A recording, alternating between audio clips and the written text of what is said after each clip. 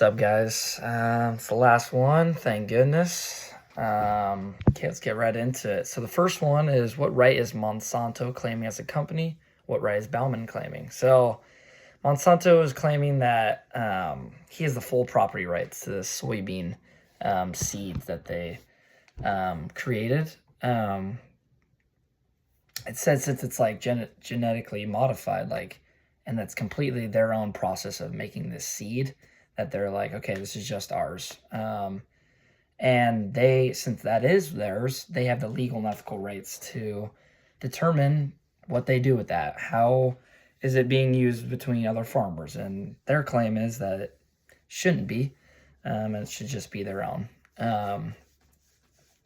Yeah, so they kind of are against like replanting like second generation seeds that come from that, and continuing that gene. Bauman's against this and is super into like the traditional like farmers' rights, which just means like they build off each other. You know what one person creates, especially like the modifications of whatever, in a seed that can be used for like future ones that they want to create, or can be used to replant, and saved up. So their argument is that once you make that purchase, like the grain is now open market, and they can use it how they want because they purchase it. That's now theirs, technically, is what they're saying. So, yeah. So what it likely effects of Monsanto's policy is like, farmers start depending on like purchasing new seeds for every season instead of just having leftovers, and saving their own.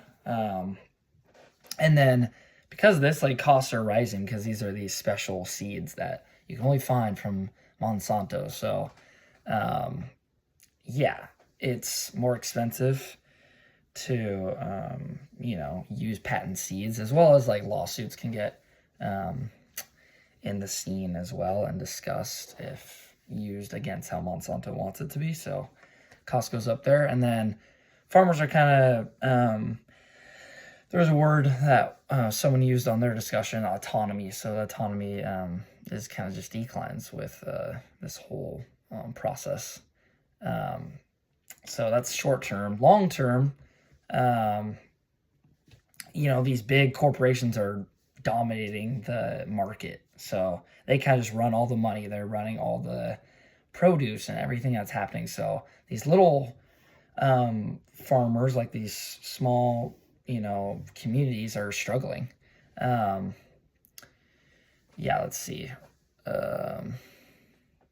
So like they have this financial issue, and small farmers can't like absorb or can't recover from these rising seed prices. So that's a big long-term struggle.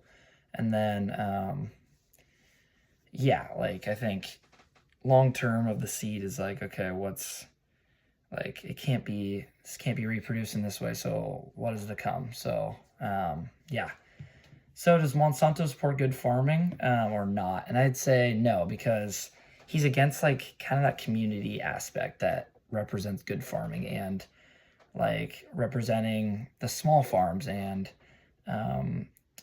food that is locally grown and all that stuff. So patent seeds discourage this biodiversity and limits farmers' agency, and kind of creates this like corporate control that we talked about already.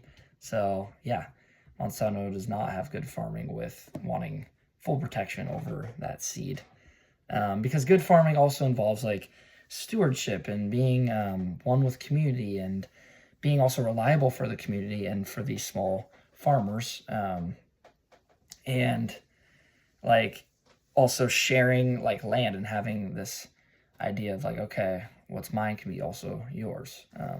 And then, sorry, going a little long here, but a good way to recover from this would be kind of like protecting that farmer autonomy by, there should be like a cap on what's the price of these beans and seeds, or, Monsanto should retain a reasonable patent window that rewards like research and discovery, or development, sorry. So kind of just looking into like, yeah, new products and stuff like that, and how can they improve off each other and all that stuff. So yeah.